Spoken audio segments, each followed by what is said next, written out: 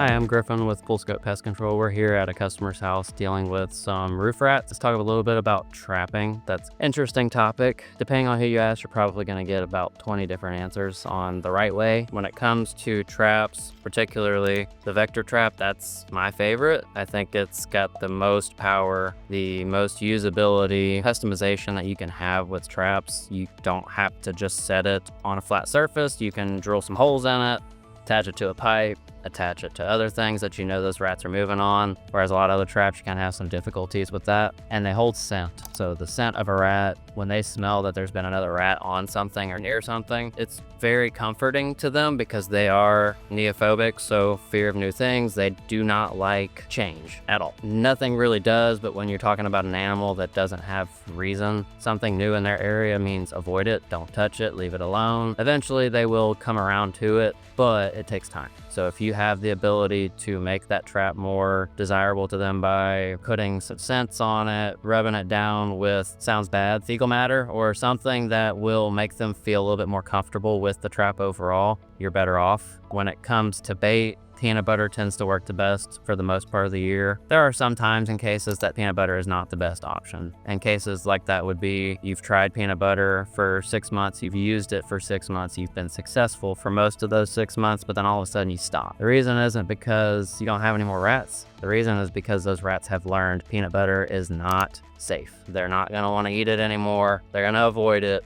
You might get lucky and catch some juveniles here and there, but it's not gonna give you the results that you're looking for. So at that point, you would switch baits, switch traps, switch locations, switch some stuff up to try to throw them off of the current trail that you were leading them down. When it comes to placement of traps, that's also a huge deal. When you're trapping in an attic, for example, you do not wanna just throw traps randomly. You want to look where you see oil marks, you want to see urine stains, fecal matter, chewing, food stores, anything that would lead you in the direction of a rat, because they aren't going to just run across the middle of your attic most of the time. Most of the time they're going to run down in the soffit, the eaves, on the ductwork, on the 2x4s, the frames, anywhere that's inconspicuous, because they don't want people to know that they're there. They're not interested in being found out. They want to live peacefully and uninterrupted so that they can do what they want to do alongside you. Unfortunately, that's not our goal. We want them out. We don't want them to come back. So we want to get in those spaces that they are most comfortable, put traps, and that's going to tend you the most success. So these traps can be daunting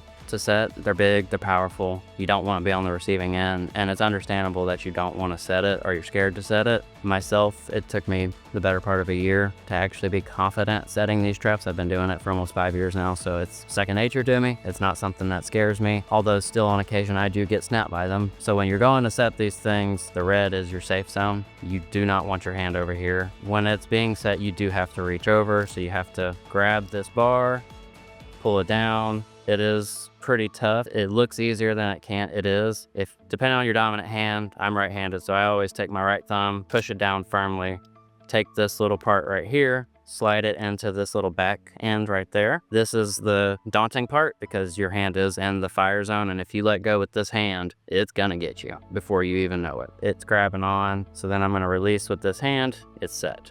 At that point, you're gonna go to set it in the particular location that you desire. Preferably, say this is a wall, up against that wall, because rats like to move along things. They don't like to move out in the open, so setting it here with nothing around it, you're less likely to capture something versus a wall. You're gonna have a lot more through traffic. If you need to disarm it, there's a couple of ways you can do that. For me, I always just push down, pull that back over, slowly release it down like that. For some people, it's too scary. They don't want to do that. That's fine. If you're that person, you can always just come through with a stick or with whatever you have on hand, and then you just hit the trigger.